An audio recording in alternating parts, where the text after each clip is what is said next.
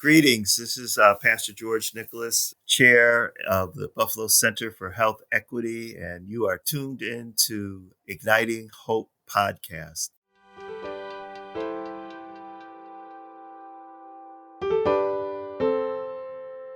Sponsored by the Buffalo Center for Health Equity, where our mission is to eliminate race-based health disparities here in this region. It's been a while since we've been with you, but it's great to be back, and we will be back consistently with a number of podcasts that will be a blessing and will provide some very important information for this community as we move forward.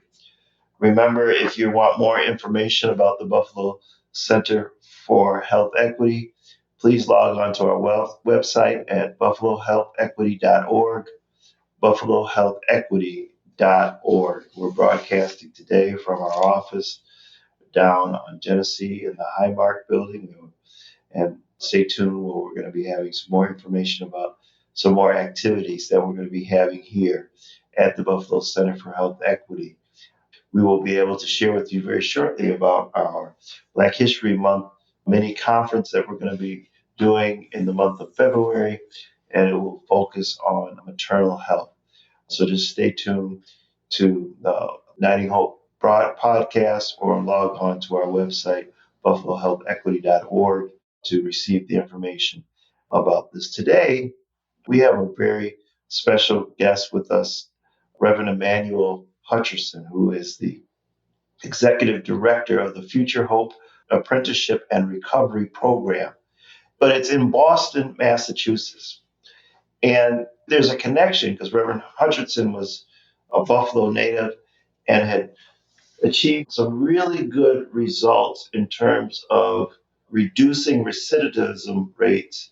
Recidivism is when our brothers and sisters who are locked up but they return back into community. We want them to stay in the community, but if they find themselves back in the criminal justice system and go back to prison, that's recidivism. We want them to pay whatever debt they may have to society, but then once they're released, we want them to return and be a productive member of our community. And so that's what Reverend Hutcherson has been doing, working in Boston, Massachusetts. But the Spirit of God has led him to return to Buffalo and expand his work. The Buffalo Center for Health Equity is going to be partnering with Future Hope Apprenticeship and Recovery Program to begin to start working on some issues around workforce development, housing, and mental health, job training, all kinds of things to help people who are part of our community. Just because you're not defined by what you do, right? And sometimes on our journey, all of us, we've made some mistakes. Some mistakes are bigger than others. And sometimes our mistakes may find us entangled in the criminal justice system. But that does not have to be a life sentence in terms of continuing to pay once you're released because you're not able to find the proper housing or the proper employment or get access to the proper mental and health services that you need. And this is part of the social determinants of health. That's why we're partnering with Reverend Hutcherson. So I wanted to share some time with you and with him to talk about this program and then give you information about how, if you have someone in your family or maybe even yourself is going to need some assistance getting reacclimated into a society, we're going to be there to help you out. So Reverend Hutcherson, hello. Say hello to our listening audience. Hello. And so share a little bit about your vision, about what you believe and what you see happening here with the work that the Future Hope Apprenticeship and Recovery Program. Thank you, Pastor Nicholas, for having me here. This is a great opportunity, pleasure, and honor. As you mentioned, originally from Buffalo, New York. I reside in Boston, Massachusetts at this time.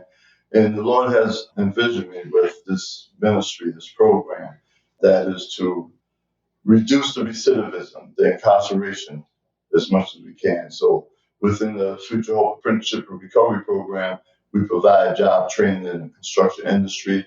We also provide services in the addiction, substance abuse, and recovery community as well, so that we could have the appropriate services that we believe that will help an individual in the process of returning back to the community, the family, society, that they could see themselves being successful.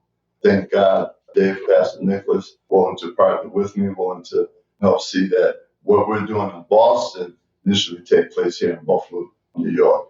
And honestly, I prayed. I'm a man of faith, man of vision, and I truly believe this is a divine connection in the process of me praying. And actually, the Lord said, what you're doing with me here in Boston, I'm asking you if you could allow me to bring this back to my hometown, Buffalo, New York. And so here I am. So I feel tremendously blessed. So tell me a little bit about what actually happened. Let's walk through the process. A person finds himself caught in the mix. Maybe they're facing probation, parole, or maybe they've done their time and have been released, and they reach out to you in this program. Tell me what's going to happen. From that aspect, what we do is we do our own assessment, and we kind of get more insight of it. For the most part, those who are transitioning, we have in place the job components with this, which is in the construction industry, which we train them in the carpentry, the painting, drywall, taping, roofing. They will be able to get their OSHA training, CPR, hard saving. They get a certificate from the program as well. And with this, these are credentials, I call, because once we do referrals and with the job placement within the construction industry, whether it's union, non-union, also looking to build a strong relationship with the unions trades here in Buffalo, as such as I've done in Boston. And with that said, that is a success. So now individuals really see themselves, making real provision for themselves, but mainly for the family, being that productive individual in today's society and community. So tell me, so when a person gets locked up, right, how does that impact their family? Let's talk about trauma, or how does it impact the family emotionally? How does it affect the family financially? It does. It has a combination. Trauma definitely impacts the family in a negative way in reference to economically. Here go a man, more so father, husband, whatever. If he's incarcerated behind those prison doors, jailhouse doors, it's impossible for him to make provision for a family. So now that leaves a single mother fending for the family, whether it's one child or 5 children. It varies, but it's challenging even if it's one child. So what is initiated is that how can we better assist in this urgent matter, because it is an urgency. And for the most part, if we can get to them in the process of them returning back home, that actually makes it a much smoother transition. So when you talk about a smoother transition, what does that look like? Well, that looked like where we go behind the walls, we meet with them, and we kind of prepare them for the transition, engulf them with resources, primarily with the services that we're offering. So when they come out, it would be what we call a reconnection. They reconnect back with us and continue that process of going and getting acclimated into the services that we're providing and offering to the individual. So, the data shows us that just the general population in America, we have millions of people who are incarcerated. We lock up more people than any country in the world. And half of those people who are incarcerated have children on the outside. Yes. And then when you look at the data as it relates to African Americans, where we're a disproportionate amount of people in the prisons, that number actually is even higher. Yes, it is. So this program is really kind of a community impact, right? Yes. An impact that doesn't only help the individual who is trying to get reacclimated into society, but it helps that family kind of regain some sense of normalcy or sense of stability, per se. Can you talk about why that is so important? Well, today, as you mentioned, statistically speaking, there's a high percentage rate of African American or Black and Brown families per se who are incarcerated. And for the most part, even if I was to share with you from a national statistic, what they call a projection, nationally speaking, and during this time, it was actually put out in 2021, if I'm not mistaken, where statistics saying that there will be $5 billion that will be invested into building prisons. And Massachusetts was one of them, New York State, and others. So I looked at that, and when they use that term projection, it's like a business term. It's like a businessman going to a bank or financial institute, and the first thing they ask them, "What's your annual projection?" So here it is that nationally they're projecting to spend this kind of money to build prisons, and I think that it needs to be turned into programs. How can we better build a community, folks who are despair? This program is set to impact a family to help them to transition, into better and to not return, especially the individual who had once been incarcerated, not to return back to incarceration. That's the sole purpose. There's some statistics show that it costs almost $500,000 per person But yes, some cases in New York State to incarcerate an individual, right? And New York City alone spends $1.3 billion on incarcerating individuals. And what's interesting about that is we're looking, multi-billions of dollars, right? Yes. It's more cost efficient to send an individual to one of our SUNY colleges per year than to incarcerate somebody. So we're living in a society that endures a higher cost to incarcerate than to educate. And then when you think about the profile of those who are incarcerated, disproportionate amount, Black and brown, 1 in 5, 1 in 4 have mental health challenges. Some data I've seen, 60 to 70%, if not more, have been in the foster care system. Yes. Right. That's true. Large percentages of inmates have either dropped out or been put out public education in high school. Yeah. Many have had challenges with literacy or lack of literacy. There's all these dynamics that are going on, right? Exactly.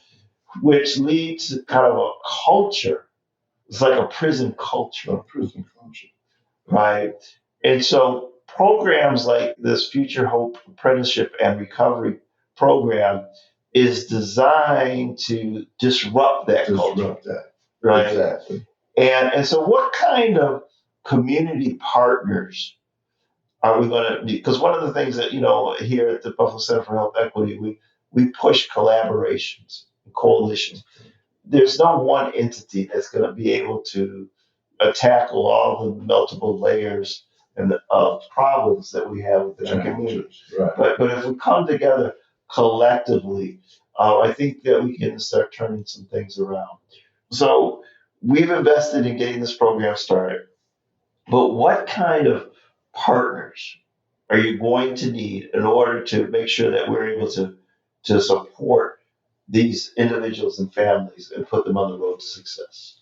Well, what I'm doing even now as we're talking, matter of fact, when I get back on tomorrow, I have a meeting with one of the high schools called Randolph Community. And that's in Boston, right? That's in Boston. Okay. And so they're looking to partner, and this is a factor because, as you mentioned, we're dealing with a variety of disparity, from mental health, social, academically.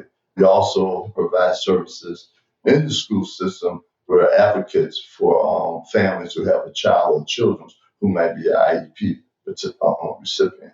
With this here IEP in place, a lot of times there are families or single moms who really don't understand the process of the IEP. And here go a child is still left behind. Then for the most part, we found out that it was just about the social, got all these providers around the table waiting for the parent to sign.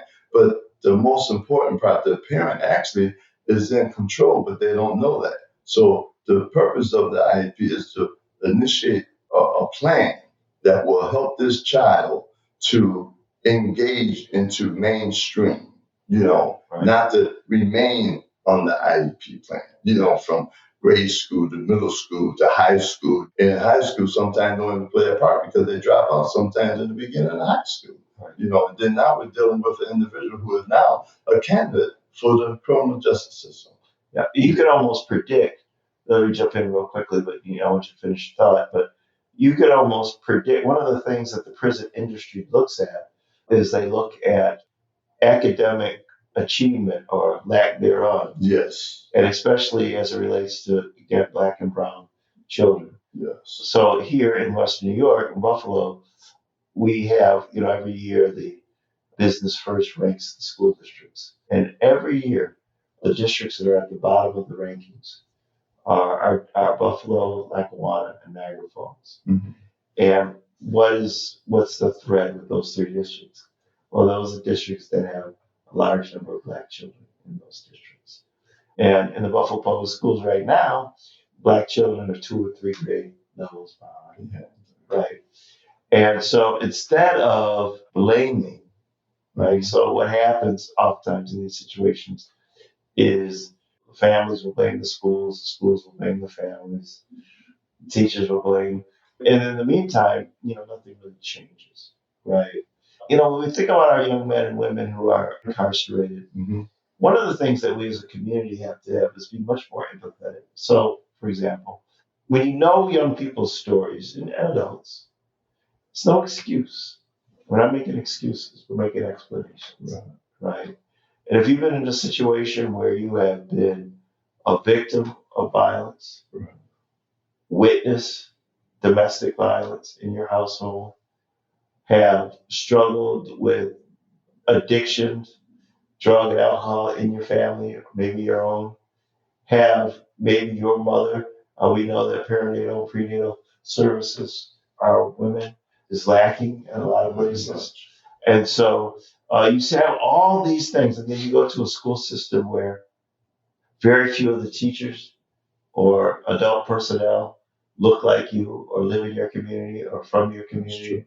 So you can't, it's difficult for you to relate. You talk about an IEP that resonates with me because I have 5 beautiful children, wonderful children. But one of my children is on the autism spectrum. Okay. And here I am, my wife and I are both college educated people. And just the challenges, having a young Black male, with the diagnosis and even just making sure that he got the proper diagnosis. So there's a lot of young people in the schools who may have autism and Asperger's, but have not been properly diagnosed, and they're put in these special education classes or labeled ADHD or all these other things, and not getting the proper services and support. And then as they age out, right, and here you have an individual who has struggling learning, struggling communicating, and has been surrounded by an environment filled with violence and hostility and addiction. And this is the story of way too many of our children, right? And so when they color outside the lines and commit a crime and they get caught, we cannot label a person who's that's their story as being bad. Exactly. Right? Because now we're putting on them that they're still part of our community. Stigmatized. Yes, we still have to love them. Yes. Because the reality is that they go to prison, and even there are people who got bodies on them who are getting out, right? So it's not everybody that gets convicted of murder, manslaughter, or something like that does life in prison, right? That's true. Right? And so now you have folks that are coming back into our communities, right? So we want to be able to not have them come back in to be predators or to prey on our community, but we want them to come back and be a positive member of our community. Yes. But that doesn't happen by programs within the system. It Right. only happens when communities engage them. So, I mean, there's a question there somewhere, but just kind of reflect on what I was just saying. Well, no, that's a true statement there because, as you had mentioned, first of all, this is what really drives me to do what I do. From seeing that the programs that's initiated within the system is not effective, not to take from them whatever is not working, whether they lack of cultural diversity or whatever it is, just not working.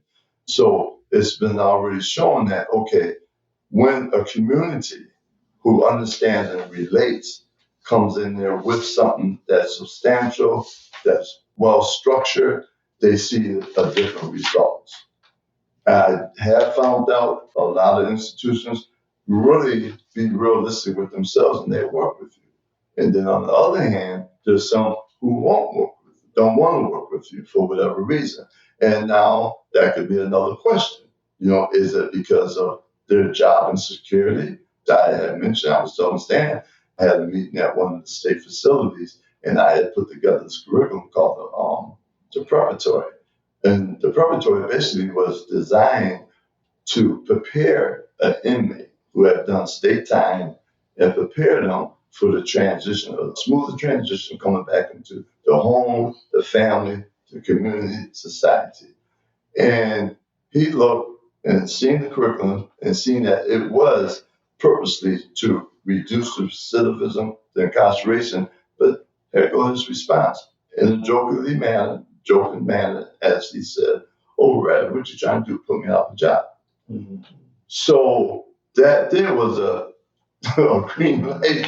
He said it like in a joking manner, but it is serious. Mm-hmm. So imagine if this program took the initiative to where though that you're housing 1,500 in the yearly time, and now it's reducing down to 500 or 700. Well, unfortunately, they're not going to need you working in this facility no more. DOs, the correctional officers, they're finding themselves looking for employment. And you mentioned the incarceration to house in Massachusetts is anywhere from $43,000 to $47,000 a year. It might be even higher, but just speaking off the top of my head. And people in that facility is really trying their best to keep a job, but at the same time, we have a community concern that's trying to keep them from going into those facilities. So it is a community, strong collaborative effort, even working with the public schools, the charter schools, because it starts with the young people. If we could get to them. Yeah. I mean, the school to prison pipeline, the cradle to grave, yes. All these terms that we've had. Yes. And, I'm going to share to our listeners, we have this letter that from the Suffolk County Sheriff's Department, which is in Massachusetts, city of Boston. And the work that this organization has been doing has been achieving results. And one of the things, this was one paragraph out of this letter, it says, and this is written by the supervisor of reintegration, which even as Reverend Hutcherson was talking about, that even within the system, there's kind of a little skepticism. If we keep them out, it's going to impact them economically. But they're able to see the work or the outcomes of the work that this organization has been doing. He says, we consider future hope a vital resource in employment assistance and in these other service areas mentioned above, like mental health services, housing, all these different things. Each inmate participant receives OSHA 10 certification, CPR heart saving certificates, along with assistance placing in jobs within the related field. The faith-based mentoring and practical hands-on vocational training provided by Future Hope helps our returning citizens, listen now, to build healthier relationships within their families and community, and the ultimate goal of reducing recidivism, being gainfully employed, and returning them to productive lives. This is something that we need here in Western New York, and the Buffalo Center for Health Equity is partnering with the Future Hope Apprenticeship and Recovery Program. We're going to partner with developing an extension of the program that's been successful in Boston. How long have you been doing that in Boston area? 25 years. 25 years. So this Reverend Hutcherson is not no fly by night. Hey, let me go try to grab some money because it's out there. Individual. He's been laboring and with success. And so if the individuals complete the program and do all the different, and it's not going to be easy, right? But nobody expects it to be easy. But it's going to be a program that's going to hold people accountable while giving them skills. It's going to be a program that's going to give them access to being able to be self-sufficient and to meet the needs. It's going to be a program that's going to be able to identify whatever physical or mental health challenges that may be there and then connect him or her to services. Because, again, our system, especially when it deals with Black and brown, label us. They can put that label on you: inmate, convict, criminal, right? Crazy, dysfunctional. All these things that they can label that stuff on you, then it gives them in their own minds justification to treat you less than and even less than a human being. When you think about how effective the organizations like the Humane Society or the SPCA or PETA is in protecting animals, and I think it's a good thing. I mean, I don't think animals should be abused, but in a lot of ways, there are a lot of people in our community that are treated worse than animals. And we as a community have to develop that kind of support mechanism to help everyone in our community. And so we're excited about having this program in Western New York. Reverend Hutcherson, because we're getting ready to close, again, Buffalo Center for Health Equity, we're going to have stuff, Buffalo Center for Health Equity.org. We're going to have some of this information up on our website shortly. I would just ask people to just kind of stay tuned. We're not up and running completely yet, but when we are up and running with this program, you will know. We're building the foundation now because we want to make sure that before we open the doors and say to community members, hey, come on and get some help, that we're not scrambling trying to get, we're scrambling to give you the help that we said that we're going to do. So any final comments as we close? No, but first of all, I'd like to thank you again, Pastor Nicholas, for this opportunity, for your support. I'm looking forward for the Future Hope Apprenticeship Recovery Program to really take off and be very impactful and a vital resource for the Buffalo residents and communities. You've been listening to Igniting Hope podcast. I am Pastor George Nicholas, who am the chair of the Buffalo Center for Health Equity, the African American Health Equity Task Force, and just a number of different things in the community that we're putting together to serve. Our mission really is to serve this community and to have a positive impact on building the kind of beloved community where everyone has the opportunity to enjoy good health, everybody has the opportunity to prosper, feel safe. And really, 2022 was a difficult year for all of us. But we're believing that 2023 will be a year that will begin to start moving us in the direction of really healing and growing our community. If you want to listen to this podcast again or listen to some of our past podcasts again, go to Buffalo Center for Health Equity.org and you will have access to all this really good information. Thank you. We love you. And we'll look forward to connecting with you again really soon.